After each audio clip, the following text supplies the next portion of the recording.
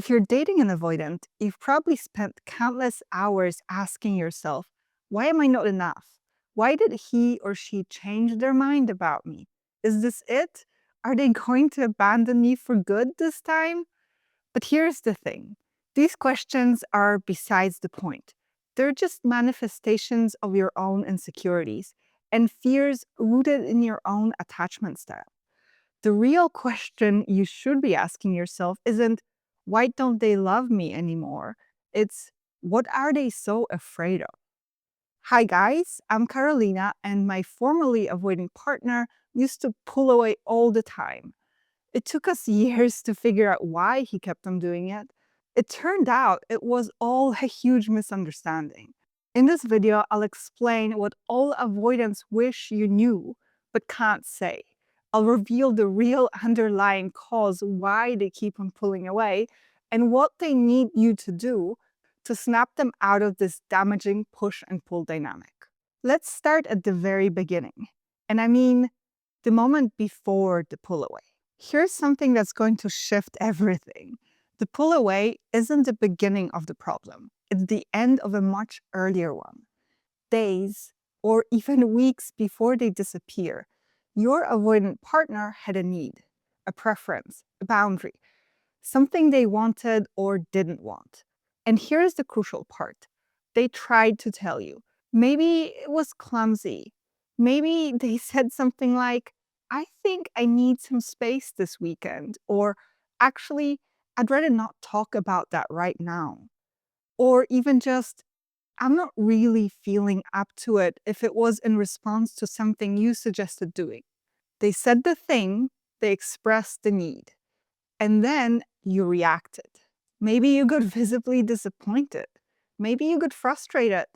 Maybe you just went quiet. This is what I used to do, by the way. Something Gabriel would always interpret as silent disapproval, even if I was quiet simply because I was thinking about what he just said.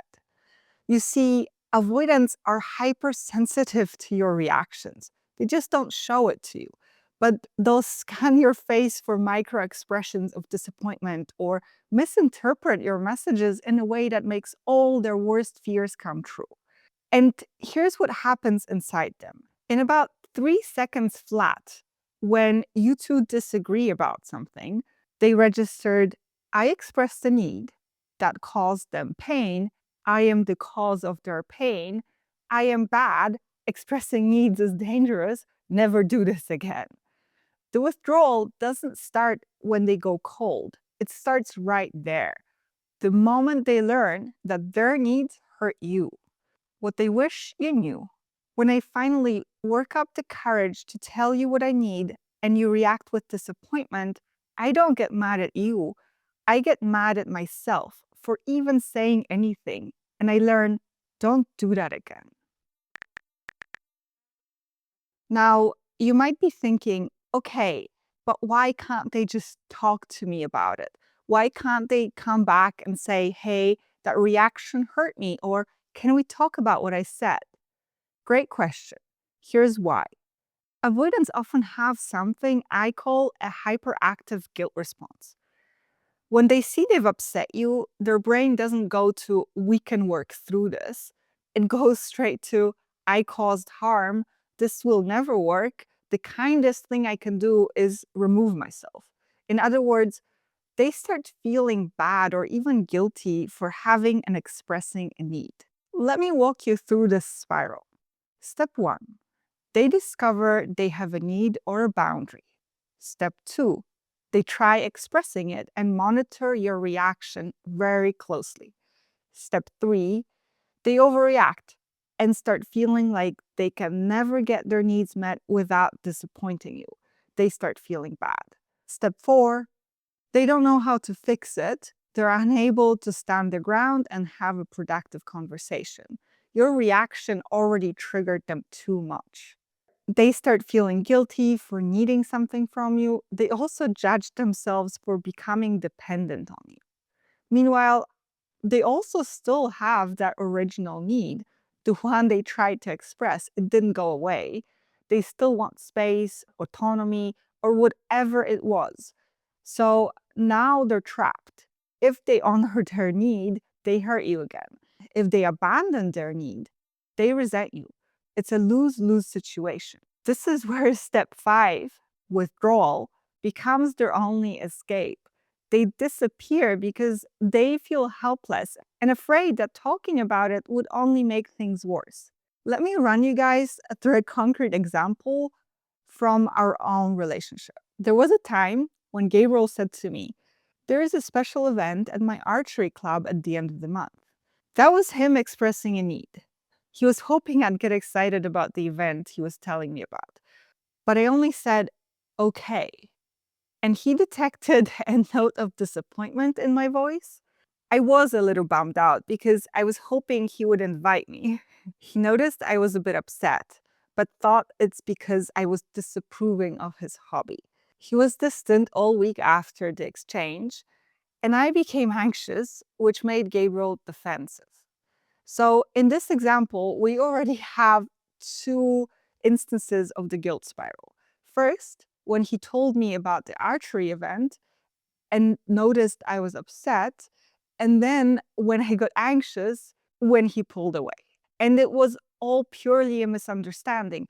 Both of us wanted to go to the archery event together, but neither of us could communicate our needs in a way that wouldn't trigger the other. What they wish you knew, number 2. Pulling away is an act of helplessness. I'm not pulling away because I don't want you. I'm pulling away because I wanted something, asking for it hurt you, and now I don't know what else to do. So if they're not pulling away because they don't want you, what do they actually want? This is the part that might break your heart a little. They want there to be room for what they want and for what you want. Room for both of you to exist as separate people. Room for them to need something different without it becoming a crisis. They also want you to be okay even when they have different needs. They want you to hear their no without it sending you into an anxious spiral. They want to say, "I need a night alone," and have you say, "Okay, enjoy." No, "What's wrong?" Or "Did I do something?" Unconsciously, every time they express a need, they're testing one thing. If I say I need space, will you be okay? Or will I have to take care of your feelings about my feelings? They don't want you to disappear. They just want you to be less anxious and more secure. Just like you want them to be less avoidant and more secure. What they wish you knew, part 3. I too sometimes struggle with separating my needs from your needs. I pull away because I don't want our conflict to escalate into a hurtful fight. Also, because I worry that you'll just talk me into things I don't want to do. Okay, so let's talk about the withdrawal itself because I know what it feels like on your end. It feels like punishment, like rejection, like they're trying to hurt you. But that's not what's happening. They don't want to make you feel bad. They want to create safety for themselves. Safety from the guilt spiral I mentioned before. Think about it from their perspective. Distance means they can't accidentally hurt you again. Distance also means they can't be overwhelmed by your needs. Here's the cruel irony. Their withdrawal is often an attempt to preserve the relationship. They think they're either buying themselves time or even that the space is necessary for you guys to figure things out. They think if I stay right now, I'll say the wrong thing, I'll do the wrong thing, I'll make it worse. Better to disappear than to destroy everything. Most avoidants don't know how else to set boundaries. They think space is a magical cure that makes problems vanish by themselves, that it is needed, or even that you two breaking up could be a good thing. That it's the only way to make room for both of your needs and preserve your relationship. They're not always wrong, by the way. Sometimes having some time apart truly is all is needed for both of you to cool off so that you can communicate. Just that avoidants tend to exaggerate the amount of space and time they take for themselves. They also tend to get lost in it. especially since in their mind, they're just pressing the pause button. In particular, when they break up with you, they don't think of it as final at all. They believe they can reverse it anytime. How do I know this? I talk to a lot of avoidants. I'm also married to a former avoidant, and they all say the same things: that space is a good thing, that breakups are a good thing, that it's often what was needed, and that they should probably wait a while longer, another month or half a year. They are also always shocked when their anxious ex refuses to take them back. They don't realize that the withdrawal itself is what actually damages things. They're so focused on themselves and their own triggers that they can't see the hurt their absence creates. You see, anxious people and avoidance are not so different. They both let their attachment issues sabotage relationships.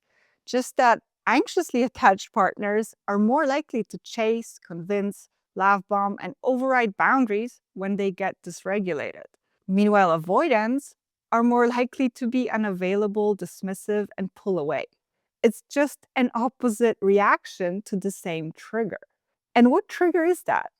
Feeling like your partner doesn't care about your needs. Actually, to be even more precise, it's your partner putting their own needs above yours. When an avoidant says, I need space, you feel anxious and might need closeness and reassurance, but they need space. So by pulling away, they're putting their need above yours. Their need for space is more important to them than your need for closeness. But you're no different. You keep on asking for reassurance, seeking contact, trying to find a way in, because your need for closeness is more urgent to you than their need for space. You both get triggered, just that when avoidants get triggered, they pull away. Meanwhile, when anxiously attached people get triggered, they chase. The solution: how to fix this? There is a very simple solution to this problem, one that doesn't even require you to put your needs aside. It's something I discovered one evening, and it works like a charm even until today. One time, Gabriel came to me complaining that he felt pressured. Like I was putting him in a box and had all these unspoken expectations. He felt pressured to send me good morning messages. He felt pressured to initiate and make plans. Whenever I was upset about something, he felt pressured to give in and give me what I wanted. When he said all this to me, I realized I was at a crossroads. I could have gotten defensive and said, I'm not pressuring you to do any of these things. I wish you'd do them because you wanted to do them. I could have gotten anxious and answered, so you just don't care about me, and started crying. But I chose to do something else. I decided not to get triggered and try to find common ground instead. I considered what he complained about and thought to myself, how do I feel in this relationship? Can I relate? Do I feel pressured sometimes too? Thinking this way made my anxiety evaporate in an instant. I immediately concluded, yes, there are areas where I do feel pressured by lots of unspoken expectations. So I responded, it's funny you should say this because I feel exactly the same way. Gabriel looked puzzled, but also relieved. He didn't expect this reaction. We both proceeded to talk about all the unspoken expectations that made us feel pressured. They were in different areas. I felt pressured when it came to physical closeness and intimacy. Meanwhile, Gabriel felt pressured when it came to making plans and long-term commitment. We both said to each other, it's not our intention to pressure the other into anything, and that it's strange that we both should feel this way. We concluded we'll both make an effort to help the other feel less pressured. What could have driven us apart ended up bringing us closer.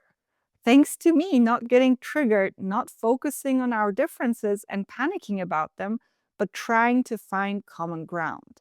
And thanks to Gabriel being willing to cooperate. I know some of you guys will say, that's impossible. Avoidants never want to make up or listen to what the other person has to say. But that's a sign you might just be pushing the avoidant to see things your way. Finding common ground requires you to empathize, to put yourself in their shoes and consider their point of view. It also requires you to admit that some things in your relationship aren't working, that you two do have problems or differences that need to be addressed. Maybe you feel pressured to always give them space whenever they ask for it, or feel pressured to be okay with anything they say they want. Maybe much like they're afraid to tell you things, the same way you're now afraid to express your feelings too. Every conflict can go two ways. It can either bring you closer or it can drive you two apart. So when an avoidant puts their needs ahead of yours, don't just panic and overwhelm them. Don't suffer in silence either.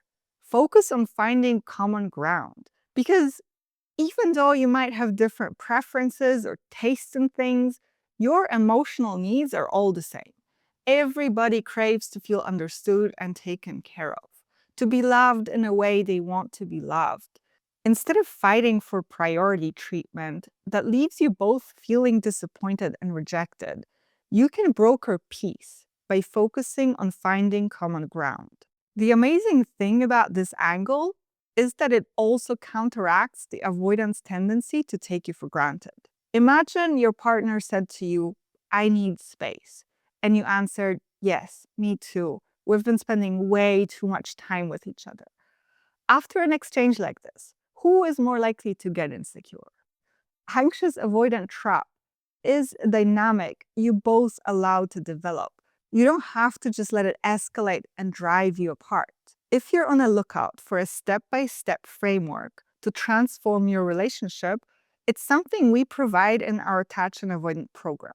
Here, we give you plenty of reassurance to help you overcome your own anxiety and prevent it from sabotaging your relationship.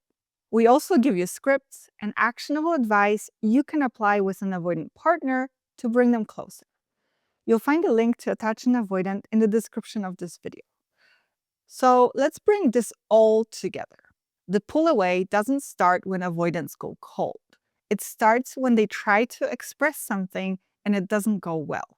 They get triggered, which then triggers you, which triggers them even more, so that they trigger you even more. So much so, a simple disagreement can escalate to a full-blown breakup without you knowing. But here's what's underneath it all.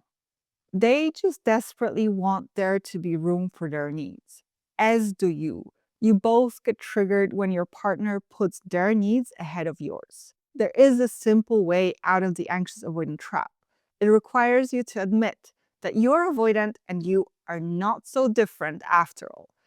You might have different preferences, but deep down, you both just want to be loved, understood, and taken care of. Focusing on finding common ground allows you to overcome your own anxiety and counteracts the avoidant need for space at the same time. So stop panicking about your differences. Realize you have the same triggers, you just have opposite coping mechanisms when they get activated. All right, guys, let me know what you think about this approach in the comments section. Subscribe for more attachment style advice from a former anxious avoidant couple. Thank you for watching and see you in my next video.